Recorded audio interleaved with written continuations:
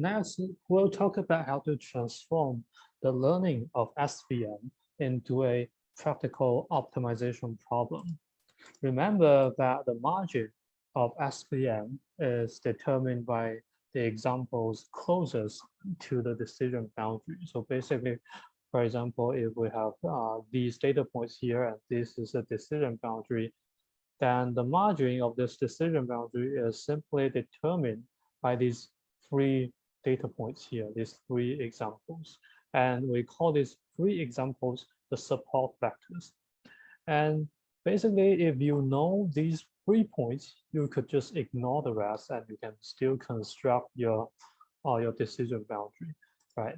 And remember that in the previous part, we say that the learning of SVM is equivalent to this optimization problem where we're trying to maximize gamma, where the distance between each data point to the decision boundary is larger than gamma.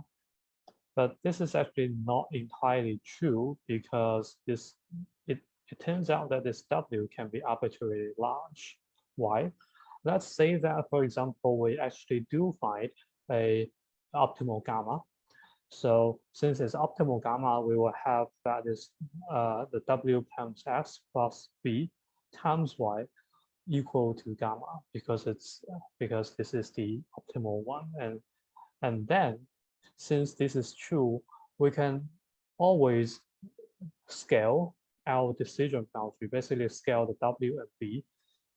For example, we can multiply them by 2 such that in this new version of the decision boundary, the gamma actually gets multiplied by 2 as well.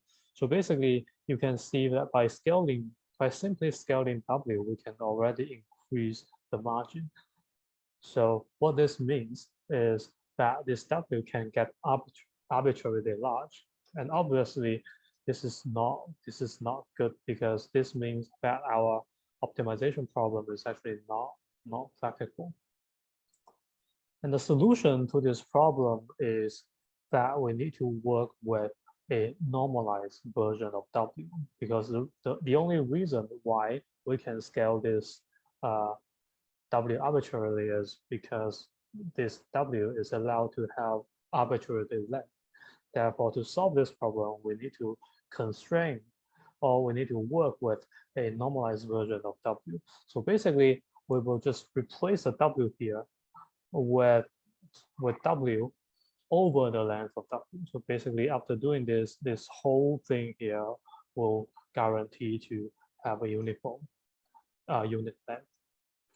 And besides, let's also require that the support vectors, basically these 3 points here, let's require that these support vectors xj to be on the plane defined by W times xj plus b equals to plus or minus 1. So basically, what this says is that this support vector will be on the plane defined by W times b plus b, W times x plus b equals to minus 1. And these other two support vectors will be on the plane where it's defined by W times x plus b equals to plus 1. So the goal here we have is still to want to maximize the margin. And to do this, let's first take a look to see what is the relation between this x1, this x2 and x1 here. Basically, we can find that x1 is actually equal to x2 plus 2 times gamma times W over the length of W. Why is that? This is because the margin, we already know that the margin of this decision boundary is gamma, right? So the distance between this x2 and x1 is definitely 2 times the margin. Therefore, we have this 2 gamma here. And this W over the length of W is nothing more than just the unit vector that is perpendicular to the decision boundary. So basically, this is just a unit vector pointing this way. And from the requirement in the previous slides, we also know that the W times x1 plus b, which is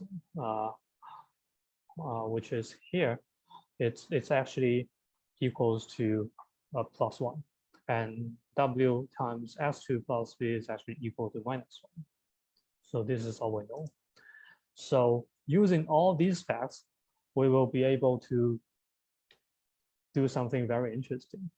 So from here, we know that x times W plus b is equal to 1. And since x1 is actually equal to this equation, we can then expand x1 to get this second line here. And if we further simplify this equation, just basically just take out x2 and this second term here, and we will see that we can actually merge this first two terms here into -1. And this is because the second equation here we have. So basically, we know that -1 plus 2 gamma times W squared over the length of W is equal to 1.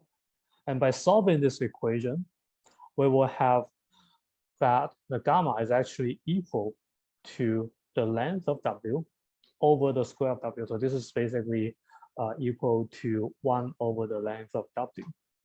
And what this says is that if we have all those requirements, as we said before, then the margin is actually equal to this quantity. So instead of maximizing the margin, we can instead directly maximizing this quantity that's related to W here, which is actually more intuitive and much easier. So to summarize, we started with a optimization problem where we're trying to maximize gamma, where we have this constraint saying that the distance of every data points from every data points to the decision boundary, the distance must be larger than or equal to gamma. And we then find that this is not a practical optimization problem because W can be actually arbitrarily large. And then we decide to work with the normalized version, and we have some requirements, and we kind of realize that maximizing the gamma here is actually equivalent to maximizing 1 over the length of W here. And obviously, this is also equivalent to minimizing the length of W. And finally, this is also obviously equivalent to the minimization of 1 over 2 times the square of the length of W. And then we will have this final formulation for optimizing and learning the SVM. And the optimization now becomes we're trying to minimizing 1 over 2 times the length square of W. So basically, this is exactly equivalent to maximizing the margin of the decision boundary. And we have this constraint here. The constraint says that for any data points, we have that the distance between these data points and the decision boundary, it must be larger than or equal to 1. And why do we have this constraint? This constraint actually comes from the previous 2 requirements that we have. Remember, we say that all the support vectors, these 3 points, must be either on this hyperplane, which is defined by W times X plus B equals -1, or it has to be on this hyperplane, which is defined by W times X plus B equals to 1. So since these are the support vectors, and the support vectors has this equality, then naturally, if they are not support vectors, and the quantity would be larger than 1, as opposed to being equal to 1. And usually we will call this optimization problem, or this SVM, we will call this SVM with hard constraints.